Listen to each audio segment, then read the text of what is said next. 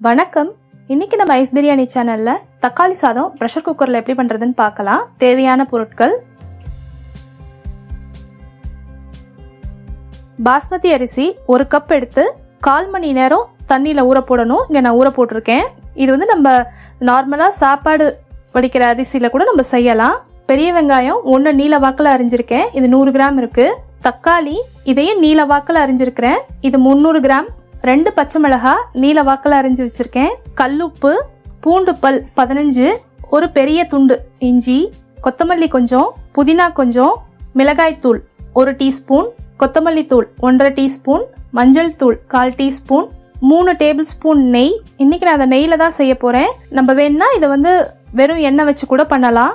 இதுல நம்ம சேர்க்க போற மசாலா ஐட்டம் பாத்தீங்கன்னா 2 இன்ச் அளவு பட்டை 2 துண்டு எடுத்திருக்கேன், 6 கிராம்பு, 4 பிரியாணி இலை, கல்பாசி கொஞ்சமா எடுத்திருக்கேன். கல்பாசி ரொம்ப சேர்க்க வேண்டாம். 3 ஏலக்காய், அன்னாசி பூ 2 பூ, இது கொஞ்சம் இங்க உடைஞ்சிருக்கு. ஜாதி பத்திரி 1 பூல ஒரு 1/4 வாசி எடுத்திருக்கிறேன். பாத்தீங்கன்னா தெரியும். இந்த ப்ரெஷர் குக்கர்ல எடுத்து வச்சிருந்த 3 டேபிள் ஸ்பூன் நெய்யை சேர்த்திருக்கேன். இதுல இந்த நெய் நல்லா சூடாயிடுச்சு. நம்மளோட மசாலா பொருட்கள் எல்லாத்தையும் சேர்த்துக்கலாம்.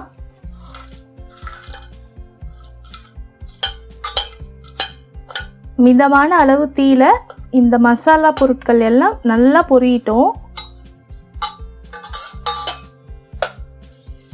இப்போ இது பார்த்தீங்கன்னா தெரியும், நல்லா அந்த கிராம்பு இதெல்லாம் பொரிஞ்சு வெடிக்க ஆரம்பிக்குது. இப்போ இதில் இந்த பச்சை மிளகாய், நம்ம எடுத்திருந்த இந்த இஞ்சி பூண்டை வந்து என்னோட உரல்ல இடித்து வச்சுருக்கேன். இது வந்து பார்த்திங்கன்னா நல்லா ஒன்று பாதியமாக இருக்குது.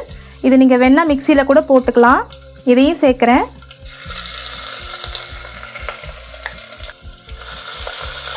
இது இப்போ ஒரு முறை நல்லா கலந்துக்கலாம். நான் ஒரு குறைவான அளவு தீயில தான் பண்ணுறேன். ஏன்னா இந்த இஞ்சியும் பூண்டும் பார்த்தீங்கன்னா அடியில் ஒட்டும்.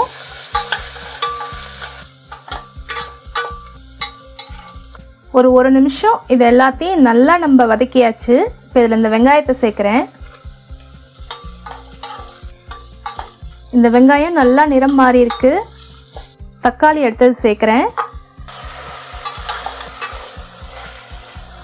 இந்த தக்காளி சேர்த்து ஒரு நிமிஷம் நல்லா இதை வதக்கியாச்சு. இப்போ இதில் வந்து கொஞ்சமாக நம்ம கல்லுப்பு சேர்க்கலாம். இந்த உப்பு சேர்க்கறதுனால சீக்கிரமாக வெங்காயமும் தக்காளியும் நல்லா மசிஞ்சு வந்துடும். இதை நல்லா கலந்து விட்டுக்கலாம். இந்த வெங்காயமும் தக்காளியும் நல்லா மசிஞ்சு வரட்டும். இந்த தக்காளி வந்து பார்த்திங்கன்னா ஓரளவுக்கு மசிஞ்சிருக்கு. இப்போ இதில் நம்ம மிளகாய்த்தூள், மல்லித்தூள், மஞ்சள் தூள் சேர்த்து இதை ஒரு முறை நல்லா கலந்துக்கலாம். இப்போ இதை வந்து ஒரு மிதமான அளவு தீயில வச்சு கொஞ்ச நேரம் நல்லா வதக்கி எடுத்துக்கலாம். இதெல்லாம் நல்லா சுருண்டு வரும். இங்கே பார்த்தீங்கன்னா தெரியும் பாருங்கள், நல்லா இதில் நம்ம ஊற்றின நெய் எல்லாம் பிரிஞ்சு வர ஆரம்பிச்சிருச்சு. இந்த வெங்காயம், தக்காளி, இந்த மசாலா எல்லாம் நல்லா ஒன்று சேர்ந்து நல்லா ஒரு குழைவாக இருக்குது. இப்போ இந்த சமயத்தில் புதினா இலை, நம்ம எடுத்திருந்த கொத்தமல்லி இலையிலேருந்து கொஞ்சமாக இப்போ சேர்க்குறேன். இதை நல்லா கலந்து இது ஒரு குறைவான தீயில ஒரு நிமிஷம் நல்லா ஒன்று சேர்ந்து வரட்டும். மசாலா நல்லா ஒன்று சேர்ந்து நல்லா வந்திருக்கு. நல்லா வாசனையாக இருக்குது. இப்போ நம்ம தண்ணி சேர்க்கலாம். 1 கப் பாஸ்மதி அரிசிக்கு 1.5 கப் தண்ணி. நான் இந்த கப்பை தான் அளவுக்கு பயன்படுத்தியிருக்கேன். 250 ml கப்பு இது. இதை நல்லா ஒரு முறை கலந்துக்கலாம். இந்த தண்ணி பாருங்க லேசாக கொதிக்க ஆரம்பிக்குது. நம்ம ஊற வச்சு இந்த பாஸ்மதி அரிசியையும் சேர்த்துடலாம்.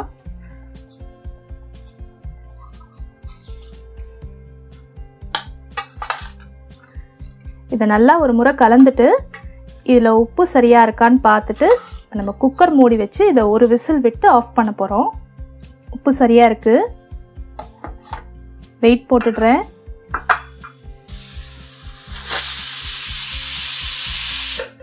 ஒரு விசில் வந்துருச்சு. நான் அடுப்பு அணைக்கிறேன். ப்ரெஷர் நல்லா போயிடுச்சு. குக்கர் திறக்கிறேன்.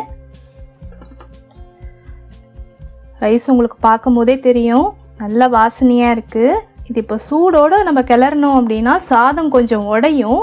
அதனால் ஒரு 5 நிமிஷம் அதை நல்லா ஆற விட்டுட்டு அதுக்கப்புறம் நம்ம கிளறி பார்க்கலாம்.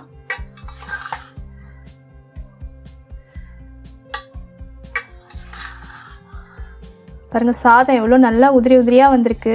இதை இப்போ நான் உங்களுக்கு சர்விங் பவுலுக்கு மாற்றிட்டு காட்டுறேன்.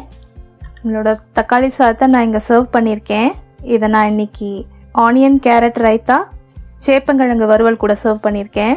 உங்களுக்கு பார்த்தாவே தெரியும் சாதம் பாருங்கள் எவ்வளோ நல்லா உதிரி உதிரியாக உடையாமல் வந்திருக்கு.